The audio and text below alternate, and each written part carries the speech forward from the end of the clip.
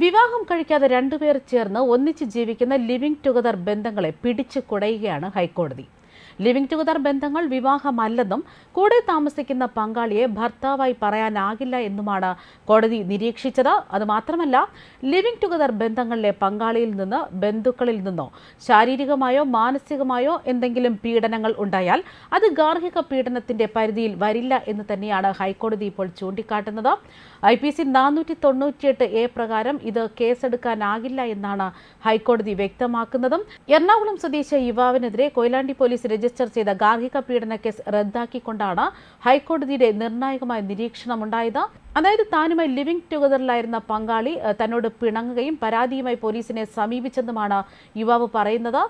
യുവതിയുടെ പരാതിയിൽ കൊയിലാണ്ടി പോലീസ് കേസെടുക്കുകയും തുടർന്ന് ഈ കേസ് റദ്ദാക്കണമെന്നായിരുന്നു ഹർജിക്കാരന്റെ ആവശ്യം. അതേസമയം പാശ്ചാത്യ നാടുകളിലെ പണ്ട് മുതൽക്ക് നിലനിൽക്കുന്ന ലിവിംഗ് ടുഗദർ സംസ്കാരം ഇപ്പോൾ ഇന്ത്യയിൽ പിടിമുറുക്കുകയാണ്. അതുകൊണ്ട് തന്നെ ഇതിനെ നിയന്ത്രിക്കാൻ എന്നവണ്ണം രജിസ്ട്രേഷനൊക്കെ ഏർപ്പെടുത്തണമെന്നാവശ്യപ്പെട്ടുകൊണ്ട് സുപ്രീം കോടതിയിൽ പൊതു താൽപര്യ ഹർജിയും എത്തിയിരിക്കുകയാണ്.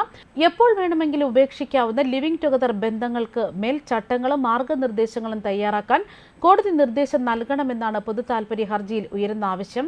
അതായത്, ഇത്തരം ബന്ധങ്ങളിലെ പങ്കാളികൾ കൊല്ലപ്പെടുന്ന സാഹചര്യം ചൂണ്ടിക്കാട്ടിയാണ് ഹർജി. അഭിഭാഷക മമത റാണിയാണ് ഇങ്ങനൊരു ഹർജി നൽകിയത്.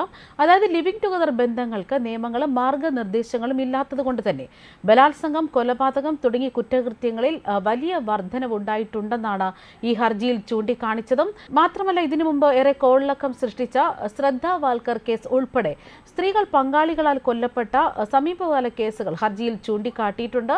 അതായത്, ലീവ് ഇൻ റിലേഷൻഷിപ്പ് രജിസ്ട്രേഷൻ ചെയ്താൽ വൈവാഹിക നില, ക്രിമിനൽ പശ്ചാത്തലം തുടങ്ങിയവ സംബന്ധിച്ച പങ്കാളികൾക്ക് പരസ്പരവും സർക്കാരിന് കൃത്യമായ വിവരങ്ങൾ ലഭ്യമാകുന്നു. നമ്മുടെ രാജ്യത്ത് തന്നെ ഇത്തരം ബന്ധങ്ങളിൽ ഏർപ്പെട്ടിരിക്കുന്ന ആളുകളുടെ കൃത്യമായ എണ്ണം കണ്ടെത്താൻ ഡാറ്റാബേസ് തയ്യാറാക്കാൻ തന്നെ കേന്ദ്ര സർക്കാരിന് നിർദ്ദേശം നൽകാനും ഈ പൊതു താൽപര്യ ഹർജിയിൽ ആവശ്യപ്പെട്ടിട്ടുണ്ട്. അതേസമയം, ബാധ്യതകളില്ലാത്ത ജീവിതം ആസ്വദിക്കുന്നതിന് വിവാഹം ഒരു തടസ്സമായി തന്നെ പുതുതലമുറ കാണുന്നുവെന്ന് ഇതിനു മുമ്പ് തന്നെ കേരള ഹൈക്കോടതി വ്യക്തമാക്കിയിരുന്നു.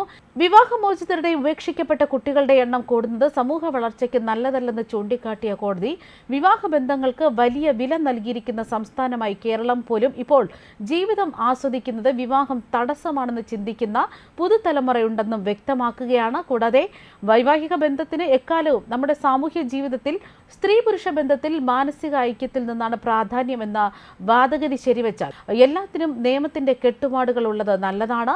രണ്ട് രീതിയും തമ്മിൽ സർക്കാർ ജോലിയും സ്വകാര്യ സ്ഥാപനത്തിലെ ജോലിയും എന്നതുപോലെ തന്നെ വ്യത്യാസമുണ്ട്. വൈവാഹിക ബന്ധത്തിന് എല്ലാ അർത്ഥത്തിലും ജീവിത സുരക്ഷിതത്വം ഉണ്ടാകും. എന്തെങ്കിലും പ്രശ്നമുണ്ടായാൽ നിയമം കൂടെ നിൽക്കും. ലിവിംഗ് ടുഗദർ സംസ്കാരത്തിന് ഇല്ലാത്തതും ആ സുരക്ഷിതത്വമാണ്. അതിനാൽ തന്നെ ഇപ്പോൾ ലിവിംഗ് ടുഗദർ ബന്ധങ്ങൾക്ക് രജിസ്ട്രേഷൻ ഏർപ്പെടുത്തണമെന്ന ആവശ്യവും ഉയരുകയാണ്. ന്യൂസ് ഡെസ്ക് കർമ്മ ന്യൂസ്.